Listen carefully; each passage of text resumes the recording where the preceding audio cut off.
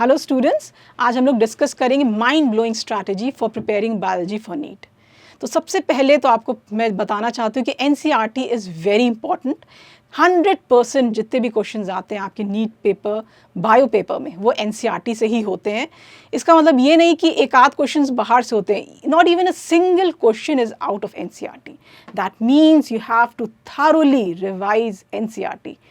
At least 20 to 25 times आपका revision होना चाहिए NCERT, minimum 20 to 25 times revision.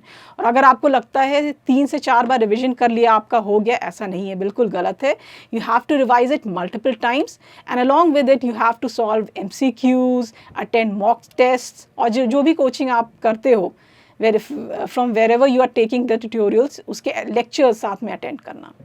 Secondly, जब भी आप एनसीईआरटी पढ़ते हो तो एनसीईआरटी में आपने देखा बहुत सारे डायग्राम्स दिए हैं, बॉटनी, ज़ूलॉजी, पूरी बायो में।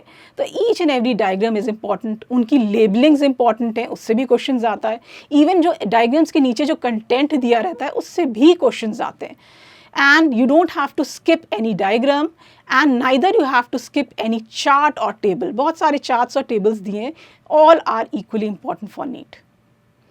तो जब भी आप एनसीईआरटी पढ़ते हो आपको लगता है कि कुछ साइंटिस्ट वगैरह के नाम दिए हैं वो इंपॉर्टेंट नहीं है, या year of discovery, no, you don't have to skip any scientist, any name of the scientist.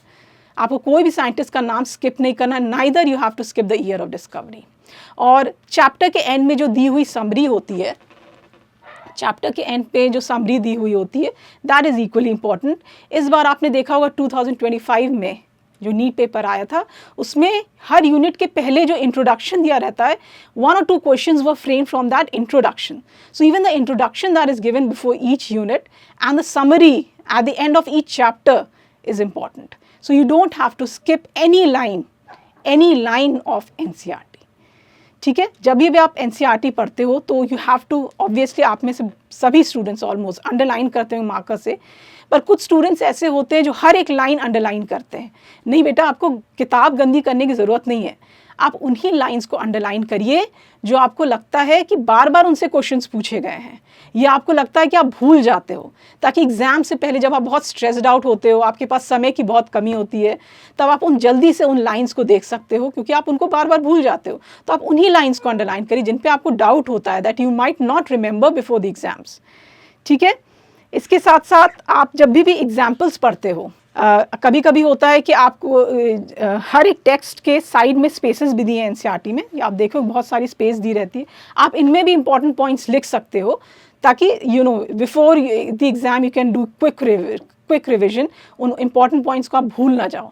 तो आप उन स्पेसेस में भी इंपॉर्टेंट पॉइंट्स को लिख सकते हो। और आपको पता है स्पेसिफिकली बायो में तो आपको बहुत सारे एग्जाम्पल्स लर्न करने होते हैं।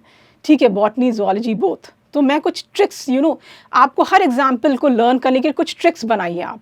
जैसे कि आपने पढ़ा होगा मॉर्फोलॉजी में एक्टिनोमॉर्फिक फ्लावर्स के एग्जाम्पल है, 3 एग्जाम्पल्स दिए हुए हैं, मस्टर्ड, चिली एंड दतूरा। तो उसके लिए एक शॉर्ट फॉर्म आप बना सकते हो, McDonald's, M for mustard, C for chilli, D for datura. इस द जाइगोमॉर्फिक फ्लावर्स के एग्जाम्पल्स हैं, 4 एग्जाम्पल्स हैं, pea, bean, gulmohar and cassia. तो इसको आप एक एब्रीवेटेड फॉर्म बना लो, PBGC, P for pea, B for bean, G for gulmohar, C for cassia. Similarly, red algae के एग्जाम्पल लर्न करने के लिए you can make the abbreviation P2G2, P for Polysiphonia, Porphyra, G for Gelidium and another G is for Gracilaria. ठीक है, सो जो भी आप NEET paper देते हो लास्ट 5 years के, आपने देखा होगा क्वेश्चन का जो पैटर्न होता है इन द लास्ट 5 years, आपने देखा कॉन्स्टेंटली इसी पैटर्न पे क्वेश्चंस पूछे जा रहे हैं। कुछ डायरेक्ट क्वेश्चंस होते हैं, ठीक है, some are statement based, application based questions होते हैं, स्टेटमेंट बेस्ड। जिस तरह से क्वेश्चंस आजकल पूछे जा रहे हैं, means in the last 5 years, which amongst the following statements are correct और which amongst the following statements are incorrect, या इस तरह से भी फ्रेम किया जाता है, all the questions, all the statements among the following are correct except. So these are called statement based questions. एक आध 2-3 क्वेश्चंस असर्शन रीजन टाइप होते हैं, 2-3 questions true and false type, then match the following types and examples और except. Examples में पूछा जा सकता है कि all of the following are examples of gymnosperm except, या which amongst the following is an example of green algae. So इस तरह से क्वेश्चंस लास्ट 5 year में इसी पैटर्न पे क्वेश्चंस आ रहे हैं। So you can focus on such this pattern. Now this is the analysis of last 5 year questions. Which is showing the weightage of questions from each unit. तो आप देख सकते हो 11th क्लास के NCERT से क्या वेटेज है and 12th class के NCERT हर यूनिट से कितने वेटेज में क्वेश्चंस पूछा गया है। Thank you.